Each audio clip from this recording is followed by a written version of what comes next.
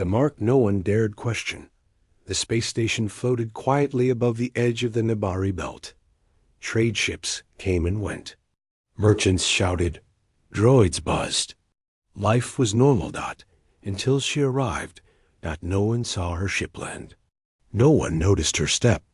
Out, she was just suddenly there, walking down the metal corridor with steady steps and calm eyes. She wore no armor, no ID tag, no military uniform. Just a black jacket, dusty boots, and a worn backpack. Her hair was tied back, simple and neat. She looked normal, harmless, but something was off. At the checkpoint, the guards stopped her. Name? The Taller.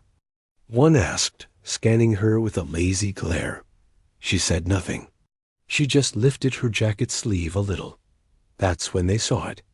A small silver mark burned just under her collarbone. It looked ancient, half a circle, with jagged lines inside it, like a symbol from a forgotten language. The short guard frowned. That's not military. Is it? The taller one leaned in closer. His face turned pale. He took a step back. Without realizing it. No, that's not military. That's worse, he whispered. The girl pulled her sleeve back down, still silent, still calm. You can go, the guard stuttered. She nodded once and walked through the gate. Inside the station, whispers started. Did you see that symbol? She has the mark. No one has seen it in years. She's not even on the roster. People stared but avoided her eyes. Even the soldiers looked away. Some tried to check her file. Nothing came up. No name, no record, no mission. It was like she didn't exist. And yet, that mark in the mess hall, she sat alone. She ordered soup from the food bot, ate quietly. A group of rough-looking mercenaries nearby noticed her. They smirked. One stood up, cracking his knuckles. Hey, sweetheart, he called out. You lost? She didn't reply. Another laughed. Maybe that little tattoo means she's someone special. She thinks she's tough, the third said. Let's test that. They surrounded her table. The girl placed her spoon down gently. The first mercenary leaned closer. Last chance to speak. She finally looked up, and her eyes locked on his. Everything went still. The lights above flickered once. And again, the air seemed to thicken. For a moment, no one moved. Then chaos. The first man was on the ground before anyone saw her move. The second slammed into the wall, gasping for air. The third tried to pull a weapon. His hand twisted the wrong way, and he screamed. The entire fight lasted less than 5 seconds. She stood, calm and unharmed. The rest of the hall fell silent. Some stood frozen. Others lowered their heads. The station cameras caught the whole thing, but when the footage was reviewed later, there was nothing. Just static. At the command office, the station leader, Captain Mora, watched the report. There's no way, she said, frowning. Who is she? The officer beside her shook his head. She's not on any list. No ID. No fingerprint match. The mark. It's not part of any official Earth division. Captain Mora zoomed in on the paused image. The mark glowed faintly, even through the static. I've seen that before, she whispered. Where? The officer asked. In a restricted file, level to 9, from the old wars. It's called the Mark of Silence. The what? It's not a rank, Mora said slowly. It's not a badge. It's a warning. The officer swallowed hard. Then, what do we do? Mora turned off the screen. Nothing. Don't approach her. Don't question her. Don't even breathe near her. Back. In her room, the girl sat by the window, staring out at the stars. She didn't sleep. She didn't blink much either. The stars reflected in her eyes, and for a second, just a second, something passed across her face. A memory? A feeling? Regret? She reached into her jacket pocket and pulled out a small metal coin. It matched. The mark on her skin. She stared at it, and then she whispered her first words since arriving. They're starting to remember. Outside her room, a janitor bot rolled by. Its sensors blinked red for half a second and shut off. Across the galaxy, on a black site hidden deep in Earth's outer moon stations, an old general received a signal. He stared at the glowing symbol. On his screen, "She's active," he said. Another man beside him looked worried. "We never meant for them to return." The general looked up. "Ben, pray she's not the only one." She's not on any roster. The next morning, the station was quieter than usual. People whispered in corners. Security teams moved with nervous eyes. Even the bounty hunters and smugglers stayed, away from the girl with the mark. She hadn't caused more trouble since the mess hall. She had returned to her small room, slept for exactly 4 hours, and then disappeared again. No one saw her leave. But the fear remained. Captain Mora stood in her control room, staring at the same frozen image of the girl's mark on the screen. "It's not possible," she said quietly. Her assistant replied, "We tried to send her ID scan to Earth's military database again." And the entire station network froze. Every copy of her file deleted. Captain Mora clenched her jaw. Someone high up doesn't want her name found. She's not on any roster, not even in black-level files. Then what is? "She?" the assistant asked. The captain turned away from the screen. "A shadow, one that walks with Earth's full permission." Meanwhile, deep inside the ship bay, a curious technician named Rilo was doing what he did best, breaking rules. Had copied the footage from the mess hall before it was wiped. He stared at the scrambled frames, static, lines, glitches. But then one frame stood out. Her face, clear, calm, her eyes glowing faintly. And behind her, not visible before symbols, on the wall lit up briefly when she moved. They weren't part of the station. They weren't human either. Rilo frowned. What the hell?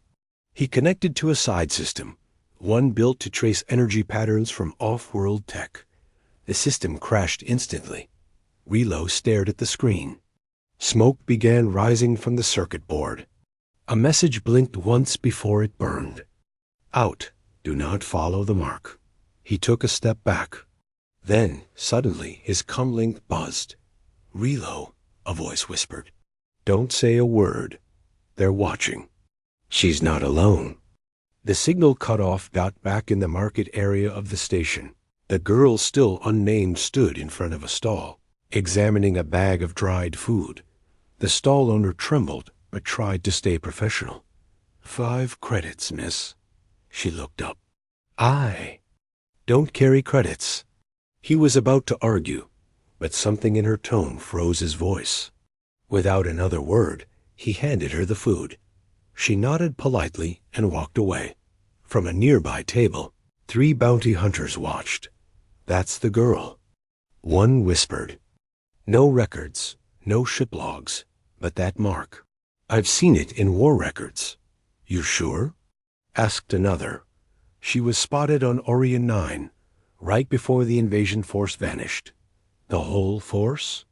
"All gone, no survivors, no damage, just gone." The third bounty hunter leaned in. "How much is she worth?" The second replied, "They won't pay to kill her. They'll pay to stay away." In the command center, alarms started blinking. An incoming message. Encrypted. Unmarked. Captain Mora stepped forward. "What now?" The message opened without request. It was a short video, blurry and damaged, but the image was clear. The girl, younger, standing in a ruined city. Smoke behind her. Bodies everywhere. She was the only one walking. The file played a voice from a terrified soldier. "She's not on the list. Not in our command. But she saved us all." Then she vanished. Then static. The screen shut off by itself. The message deleted itself.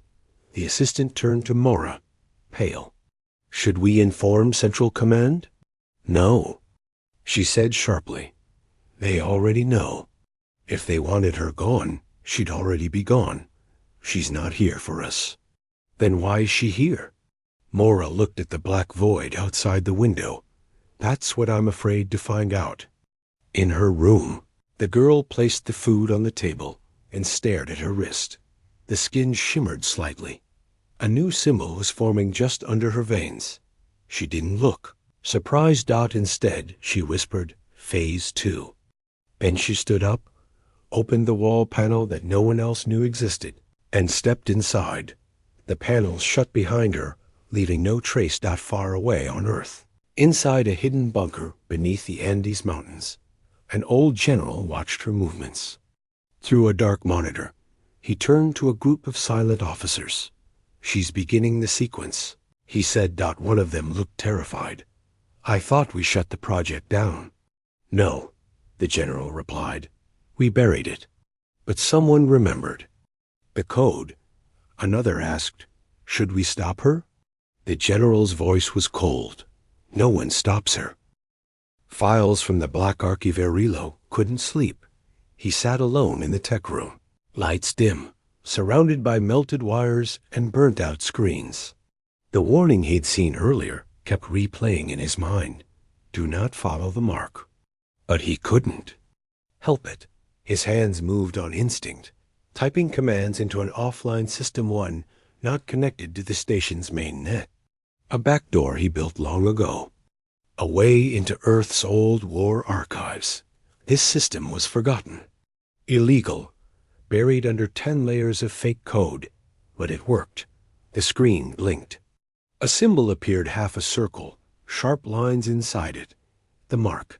He tapped the icon dot. It opened a file labeled Project Seraphim, Black Tier Clearance Only. He knew he shouldn't go further, but curiosity had already overpowered fear. Inside the file were shaky videos, broken reports, and fragments of missions across many worlds. One report said, Subject 017 survived direct exposure to atmospheric. Detonation. Mental state, unchanged. Physical damage, 0. Another video showed a girl younger, maybe 12, standing in the middle of a battlefield, breathing calmly as fire consumed everything around her. There were no other survivors. Relo's breath caught. It was her. But how? That was over 10 years ago. A final note appeared at the bottom of the file, stamped with Earth's most secret seal. All Seraphim were marked upon survival. A mark is not a badge. It is a lock. If you see it, walk away. Relo leaned back in his chair, hands shaking. The girl on the station wasn't just dangerous. She was built to end wars. Somewhere deeper in the station, alarms blinked, but they were silent, only visible to those watching the hidden channels. The girl had opened the wall panel again. She moved through service corridors no one used. Her steps were light, confident, like she'd walked this path before, even though she'd only arrived yesterday. She stopped in front of a sealed vault. Voice came from the metal. Voice identification required. She didn't speak. Instead, she touched her mark. The metal melted. She stepped inside. Back at command, Captain Mora's eyes narrowed. What is she doing now? The sensor feeds were failing again.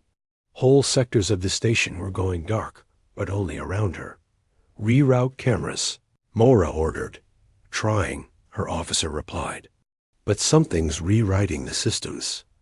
In real time. It's like she's part of the station now. Inside the vault, the girls stared at what remained of the Echo Core, an ancient alien technology Earth had stolen during the Silent War. It was locked in stasis. Forgotten, she whispered. Still breathing. The core pulsed once, like it heard her. Her hand moved to her neck, pulling out a small silver key hidden beneath her collar. She placed it on the core's console. Light burst out. Symbols danced in the air, words no human had ever translated. But she understood them. Phase 2 confirmed. Seraphim 017 recognized. Welcome home. Her mark glowed. Outside the vault, nearby bots shut down. Power lines sparked. Metal panels twisted slightly, as if reacting to her presence. She sat on the ground and waited. RILO, back in the tech room, had gone too far. He downloaded a copy of her file. Seconds later, the lights turned red. His door, locked. Smoke filled. Room not fire, but a thick fog of static energy. A message played through the speakers in a calm, female voice.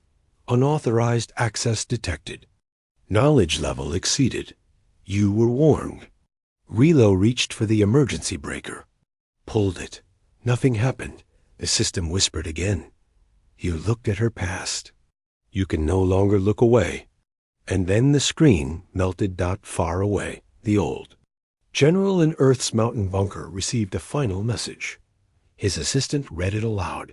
Project Seraphim 017 has returned to the Echo Core. Mark reactivated. Lock broken. What does it mean? The assistant asked. The general closed his eyes. It means she remembers what she was made for. On the station, the girl finally stood up inside the vault. The core's hum slowed. Her eyes were sharp. Clear. She walked out slowly, her mark glowing brighter than before.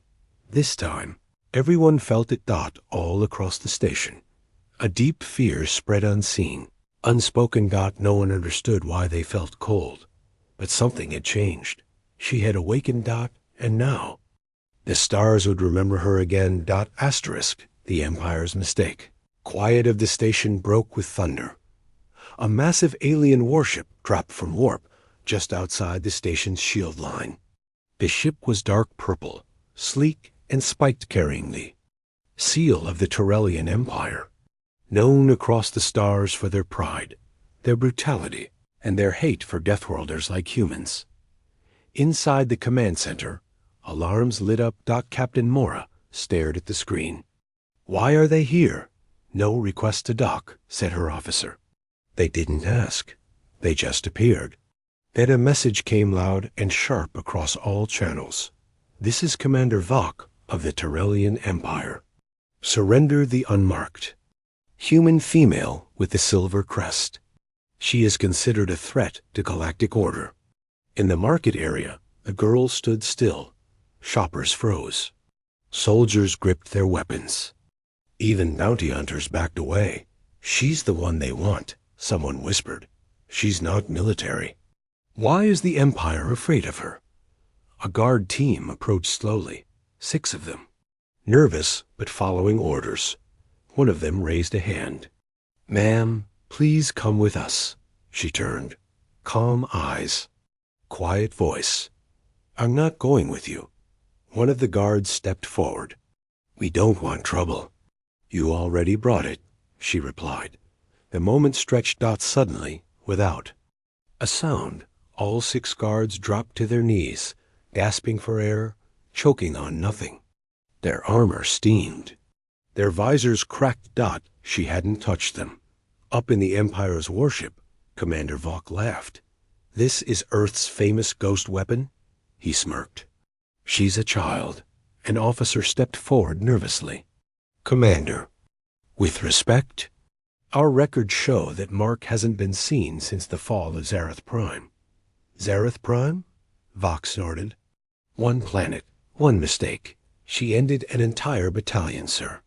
Vok waved his hand. Bring her in.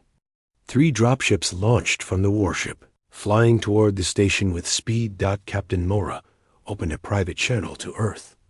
They're coming for her. We need guidance. Who is she really? There was no answer. Only a red screen appeared with 1 line of text. Do not interfere.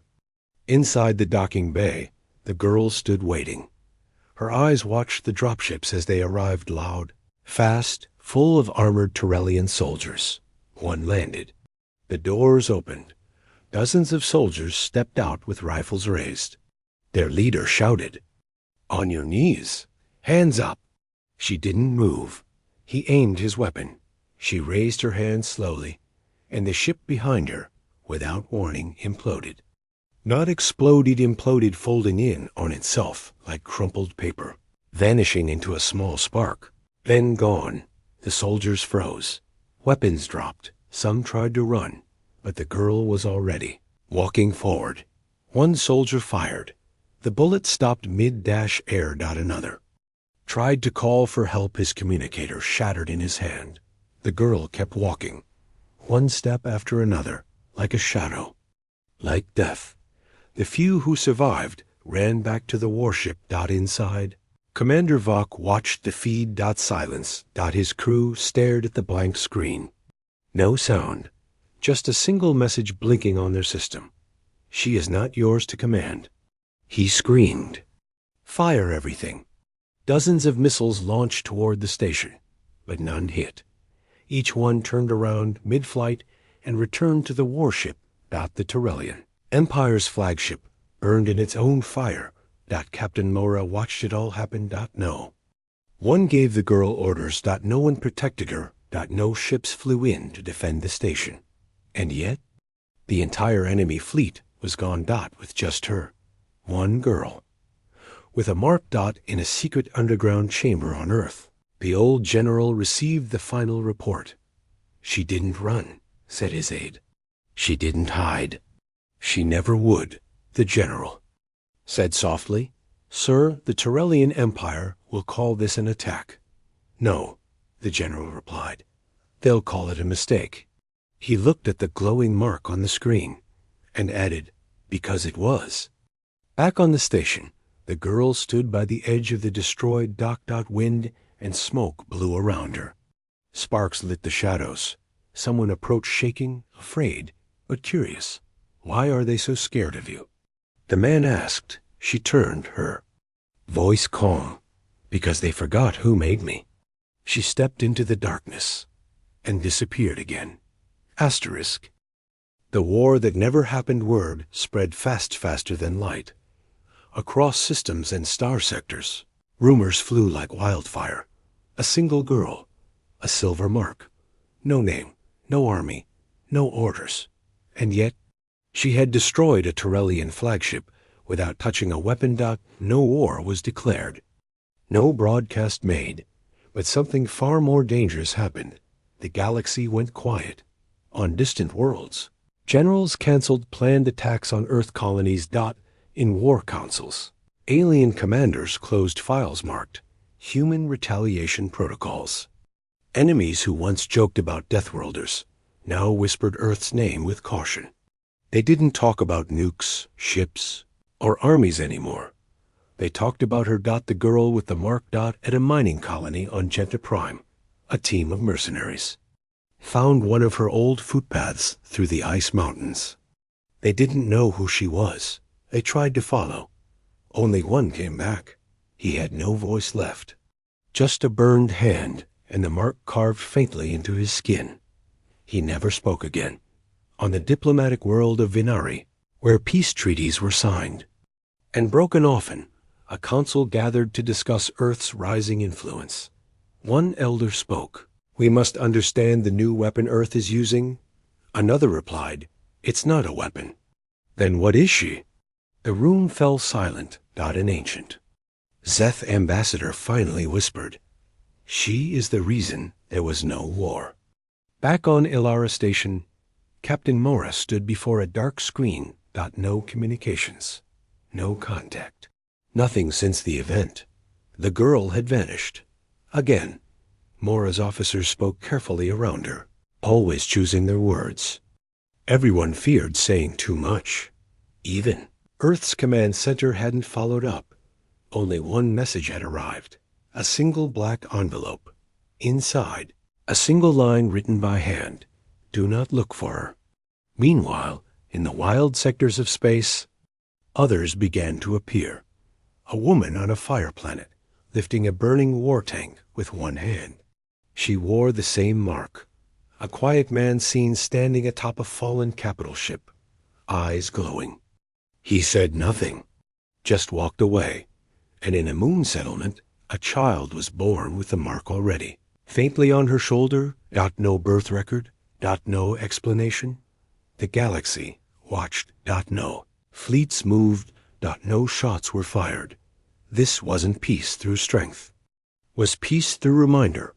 A reminder that Earth did not send warnings. It sent the marked dot in a shadowed temple deep beneath a long-dead alien world. A monk wiped dust off an ancient stone. The carving matched the mark the girl wore. His hands trembled. This symbol, he whispered to the other monks, was from the first collapse, before humans ever left their world. But how? He shook his head. It didn't come from Earth. Far from the station, on an abandoned Terran moon base, the girl walked alone. Her boots crunched on old dust. No one followed. No one dared. She stopped at a sealed chamber, knelt down, and placed her hand on the metal dot. It opened. Inside, dozens of cryopods lined the walls, each one containing another just like her. Silent, waiting. Marked dot she looked at. The controls. Her hand hovered over the main panel. She didn't activate them. Not yet. She whispered, not until they forget again. And then she walked away. In Earth's deepest archive. A hidden file updated by itself. It showed her location. Her vitals. Her mark brighter than before. And one new word appeared under status. Awake. Asterisk. The girl with no past her name was never recorded. No birth date. No home. No parents. Even Earth's own database marked her as origin unknown. She walked among stars as a shadow, leaving behind no footprints. Only fear. Only questions. The only clue? That silver mark burned into her skin. Months passed since the incident on Alara Station. No one saw her again. But stories grew. At a deep space hospital. A dying pilot swore a quiet girl walked through walls to heal his wounds, then vanished. At a crashed freighter site, pirates found their ship's systems melted, every weapon gone, and a single silver mark scratched into the wall. No one claimed credit. Earth said nothing, but the galaxy understood. On Earth, inside the most secure military bunker beneath Antarctica, 5 of the oldest living commanders gathered in silence. They didn't speak her name. They didn't dare.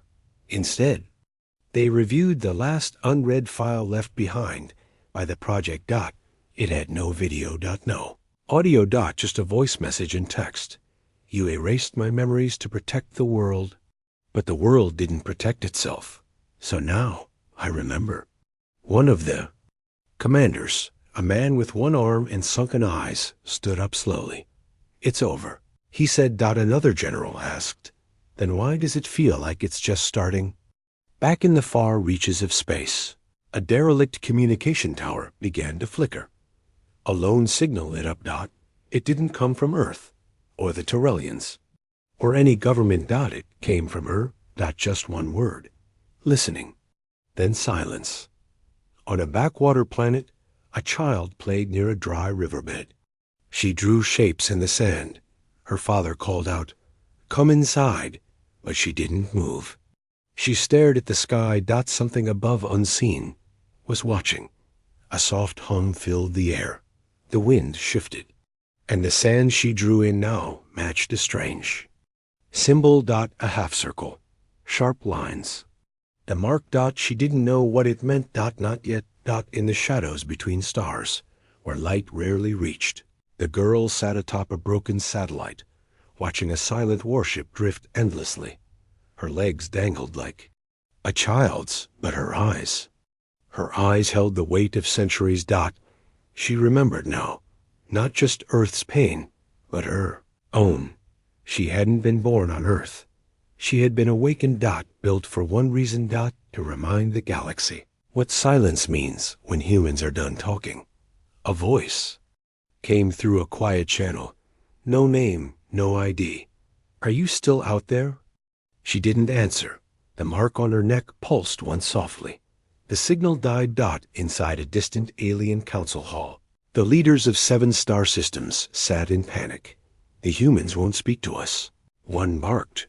They don't need to. Another replied. They sent her. But why just one? The eldest alien rose and said, voice trembling, because one is all they need. The girl closed her eyes. The stars stretched before her. She wasn't looking for peace. She wasn't hunting war. She was simply waiting for the moment when someone forgot what she was, because forgetting always led to reminding. And she was the last reminder. Not a soldier, not a hero, not a monster. Just the end of all arrogance. Girl with no past, but a future the galaxy feared to test. Asterisk.